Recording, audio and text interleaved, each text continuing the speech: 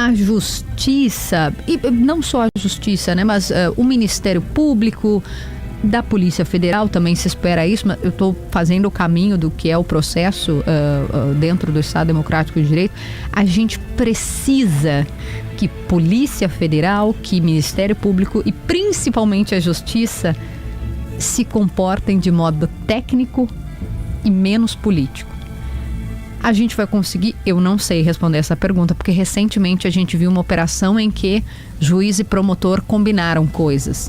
Mas neste caso específico, a gente precisa, o editorial da RBS fala sobre isso hoje, de rigor, de apuração, né? Que sejam apurados os fatos. Não estamos falando de uma coisa blasé, a gente está falando de uma ruptura institucional. Isso é do mais grave, né? Do escalão mais grave para uma sociedade, um regime autoritário. É tudo que não se quer, é tudo que a gente tem que rejeitar, abominar, regime de exceção, regime autoritário. Isso não é saudável para absolutamente ninguém.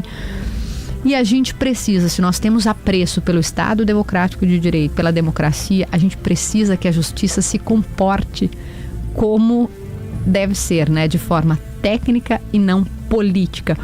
Porque neste caso, e eu vou ser cuidadosa nas palavras aqui, o relator desse inquérito é alguém que é vítima também. Pois Você imagina, né, PG, se eu tenho uma briga contigo, tá, PG? Uhum.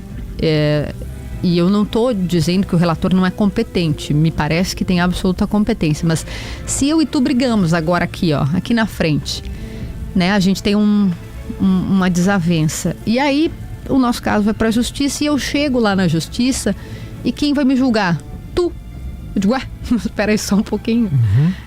Então eu tenho este receio, estou colocando muito cuidadosamente, porque de novo, não estou falando sobre competência, tenho certeza absoluta da competência, não é à toa que está onde está, mas da gente reforçar a necessidade de que seja um julgamento técnico, ou de modo mais técnico e menos político.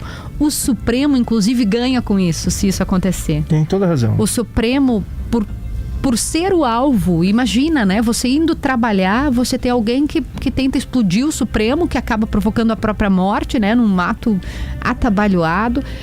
O Supremo tem nas suas mãos a chance, o Supremo, a polícia, o Ministério Público, o Supremo, de uma oportunidade de fazer um caminho na direção daquilo que é o correto, né? Menos apaixonado, menos político e mais técnico. Isso é bom para o Brasil, isso é bom para a democracia, isso é bom para todos nós. E é difícil, né, PG? Porque eu imagino, né, o ministro Alexandre, ele quase foi morto. E corroborando o que tu está dizendo, justamente por ter quase sido morto, que o ideal, pelo menos, estamos falando do plano ideal, o ideal seria ele declarar o que se chama de suspeição em direito, né? Me eu não parece posso que sim. participar desse julgamento, eu não posso julgar porque sou alguém diretamente atingido pelo réu, enfim, ou pelo processo, né? Esse é o ideal. O que eles costumam alegar? Que existe ali, claro, não sou jurista, mas pelo que eu converso com pessoas que conhecem muito o direito, que conhecem esse assunto, que ele, como tem um papel institucional, né, como presidente do Tribunal Superior Eleitoral, na época da tentativa de um golpe de Estado, ele poderia argumentar que a participação dele no julgamento não é uma questão pessoal, mas é parte do papel institucional que ele desempenha. Enfim, isso é uma posição técnica que pode ser defendida. Eu, como cidadão, não gosto. Como cidadão, acho que ele tinha que alegar suspeição. Isso seria o ideal, né? Como é que o cara vai julgar um plano para matar ele próprio? Não dá, né? Não estou dizendo que ele vai ser... claro, estou dizendo sim. Eu ia dizer, não estou dizendo que ele vai ser parcial. Claro que vai ser parcial, porque ele é parte. Se a pessoa é parte e não é competência, do processo, de alguma maneira, ela vai ser parcial. E não pode, né? O princípio da imparcialidade, ele é sagrado, né? Na justiça, né? No sistema democrático e na justiça. Então, me parece que o ideal seria Alexandre de Moraes sim alegar suspeição.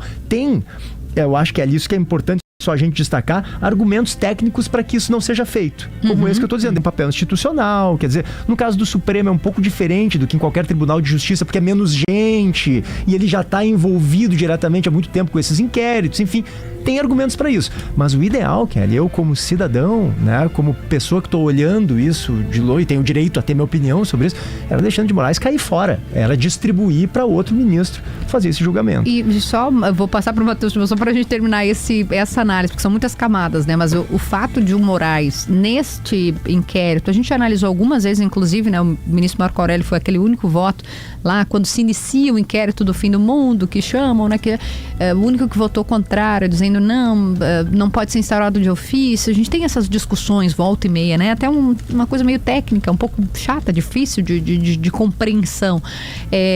Mas eu entendo também quando o próprio Supremo instaura de ofício e toma posições, porque dentro daquele caminho que eu estava explicando, né? A polícia investiga, o Ministério Público investiga, denuncia ou não. A gente teve no período de Augusto Aras, né, durante o governo Bolsonaro, muita dificuldade, quase que uma inação por parte da Procuradoria-Geral da República. A Procuradoria com Aras ficou inerte muitas vezes. Então, situações exigiam medidas excepcionais, talvez possa se fazer essa interpretação. Eu compreendo essa análise, né, desta parte, mas a gente volta para o lugar, né, que a polícia investiga sob risco de vermos o que vimos na Lava Jato. Isso. E aí o que está acontecendo agora? Exatamente. O que está acontecendo agora? Os bilhões que foram devolvidos. Um bando de ladrão. Um bando de ladrão que deixaram de ser punidos. E agora está acontecendo o quê? Realmente houve um problema grave na maneira como Fizeste uma coluna sobre isso, Zé Dirceu. O que está acontecendo com ele? Está sendo perdoado, entre aspas, tá? Por quê? Porque lá atrás promotor e juiz combinaram coisa. Já disse que tem um histórico de corrupção inegável, inquestionável, vem lá desde o mensalão, enfim, acaba se beneficiando de um processo jurídico mal instaurado, né? Cujo juiz claramente se mostrou parcial. Se mostrou comprometido com um lado, né? Então, quando justiça age de modo político, olha o que acontece depois. É verdade, tu tem toda a razão. É esse o raciocínio que eu queria construir aqui, né? Que a gente precisa que haja que cada um respeite o seu papel dentro do que a legislação prevê e que haja esse rigor de apuração e um equilíbrio na atuação dos poderes. Ganhamos todos. Deixa eu só fazer uma correção breve aqui sobre o que eu disse antes da gente chamar o Chu, e agora chamaremos mesmo. A gente ficou falando, é o seguinte, claro, quem vai julgar esse processo aí, no final das contas, vai ser o plenário do Supremo, são depois 11 ministros, né? Então eu falei que o Moraes deveria se julgar, se alegar suspeição, claro, aí ele não participaria do julgamento e deixaria de fazer toda essa condução que no momento ele está fazendo. Por quê? Porque ele é o cara que foi quase morto, né? Porque ele é parte fundamental, é vítima desse processo que ele próprio conduz. Matheus Chu, feita toda essa explanação. Ele é o relator, né? Ele é o relator, exato. Relator é o termo técnico e até a gente já analisou aqui, né? Porque ele produz prova, né? Em determinado momento ele mistura o TSE decretar prisão, com o STF. Ele pode determinar uma série de diligências, então, enfim, né? são pontos pra gente refletir, né, gente? O que a gente faz aqui na Rádio Gaúcho, com todo o cuidado, absoluto cuidado, né? Eu não sou dona da verdade, o PG não é dono da verdade.